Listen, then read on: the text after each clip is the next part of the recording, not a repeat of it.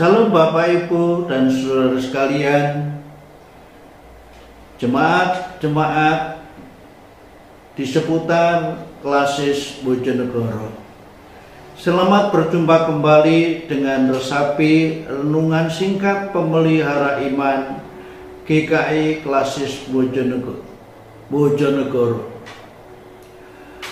Tema renungan pada hari ini Bapak Ibu sekalian adalah menjadi sahabat sejati. Bacaan terambil dari Matius 12 ayat 46 sampai dengan yang ke-50, namun nats yang saya ambil adalah dari Amsal 17 ayat 17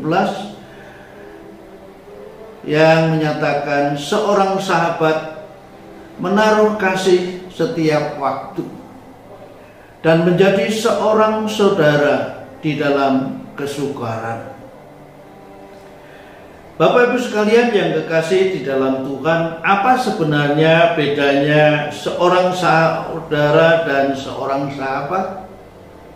Di dalam kehidupan kita sehari-hari, apa bedanya seorang saudara dan seorang sahabat? Yang namanya seorang saudara itu baik yang berasal dari satu keluarga inti maupun saudara sepupu dan yang lainnya memiliki karakter dan sifat yang berbeda-beda.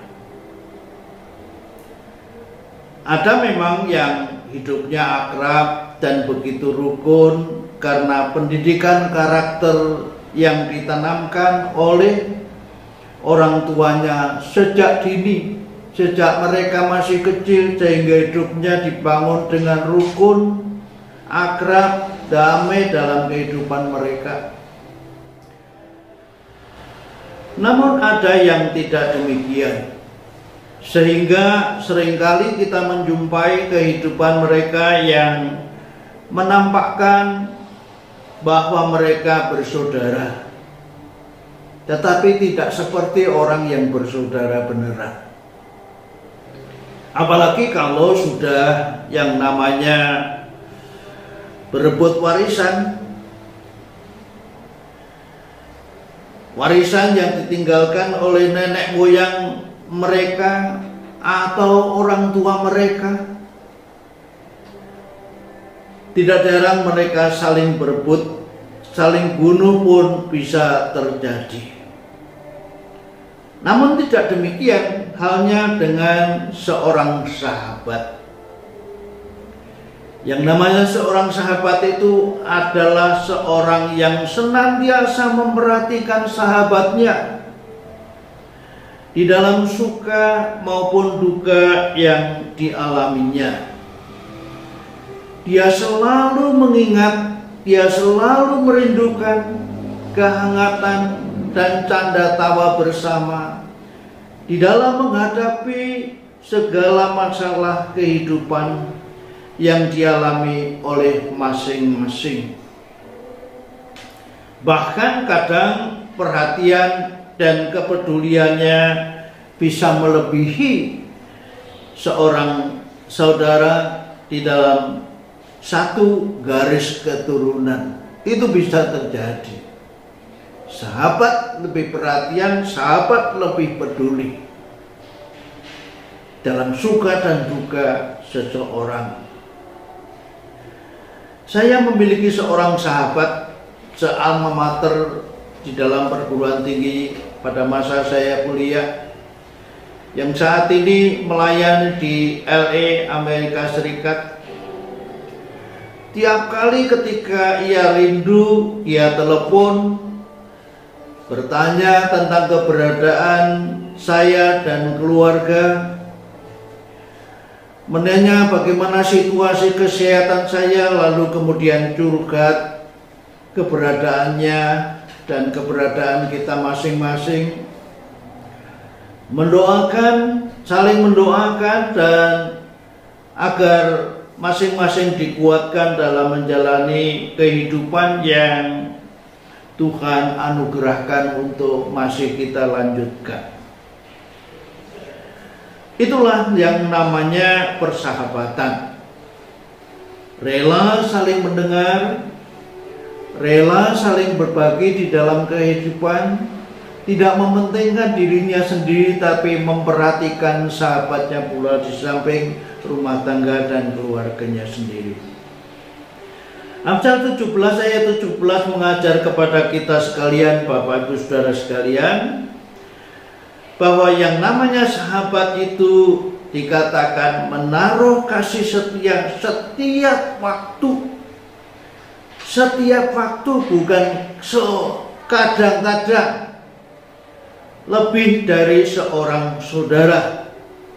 Dan bahkan dikatakan menjadi seorang saudara di dalam kesukaran.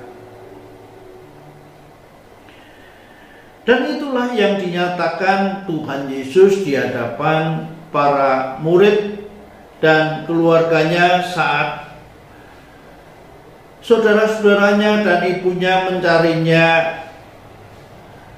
di tengah-tengah pelayanan yang sedang dijalaninya. Ketika orang banyak mengatakan bahwa keluarga Anda, Tuhan Yesus datang dan mencari Anda, lalu Tuhan Yesus mengatakan apa? Siapa ibuku? Dan siapa saudara-saudaraku? Ini ibuku dan saudara-saudaraku. Sebab siapapun yang melakukan kehendak Bapakku di surga, dialah saudaraku laki-laki, dialah saudaraku perempuan, dan dialah ibuku di dalam kehidupan ini. Jadi siapapun yang menjalankan dan melakukan kehendak Bapakku yang di surga, itulah saudaraku, ibuku, dan saudaraku perempuan atau laki-laki.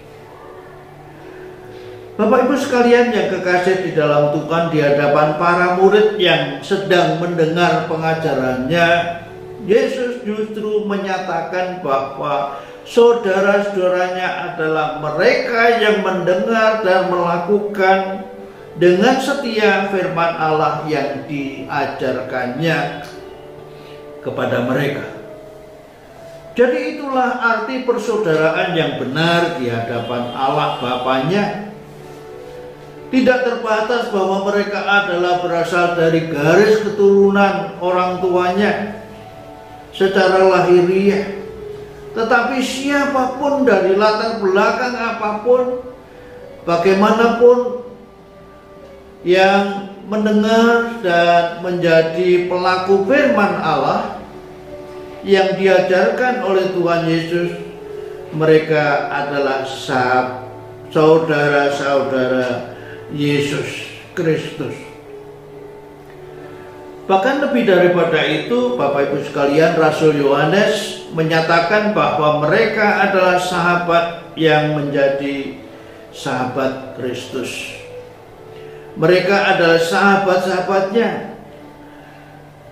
Dan karena mereka adalah sahabat-sahabatnya, maka Tuhan Yesus mempercayakan apa yang menjadi misinya di tengah-tengah kehidupan ini kepada para muridnya dan kita sekalian oleh pemberitaan mereka.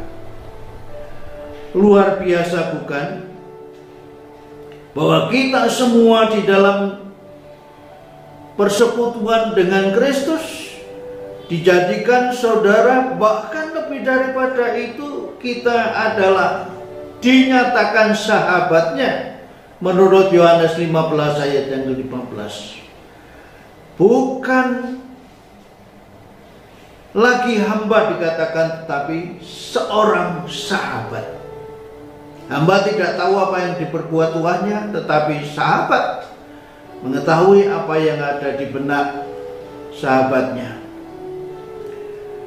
bersyukur dan berbahagialah kita boleh menjadi saudara dan sahabat Kristus yang dipercaya untuk menyatakan perbuatan-perbuatan Allah yang besar di dalam mengasihi dunia yang telah rusak dan kehilangan pengharapan ini, agar supaya kembali hidup berpengharapan di dalam Yesus.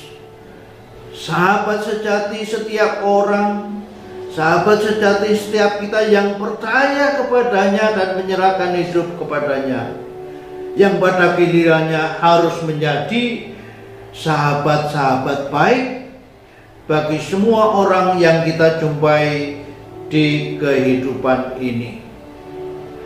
Sahabat yang siap mendengar, sahabat yang siap memperhatikan keluh kesah dan berbagi kehidupan dengan mereka yang dicintai oleh Tuhan. Namun Bapak Ibu Saudara sekalian, masalahnya, siapkah kita menjadi sahabat yang demikian?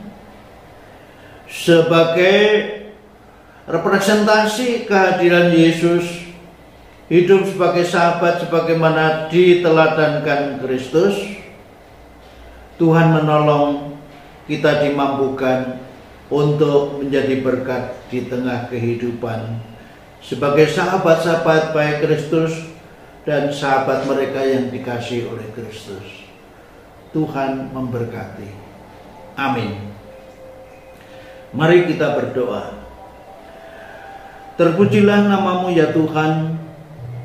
Melalui anakmu Yesus Kristus, Engkau berkenan menjadikan kami semua saudara, bahkan sahabatmu, hingga Engkau mempercayakan dan mendelegasikan panggilan mengasihi dunia ini lewat kehidupan kami. Biarlah kami dengan kerendahan hati belajar bersyukur dan meresponnya dengan baik. Namun semua itu hanya dimungkinkan ketika Roh Kudus berkenan menolong dan mendampingi setiap langkah perjalanan dan pergumulan hidup kami. Di dalam nama Tuhan Yesus kami berdoa. Amin. Selamat menyambut Kristus sebagai saudara dan sahabat di dalam kehidupan, dan sampai jumpa pada resapi lain mendatang. Tuhan memberkati. Amin.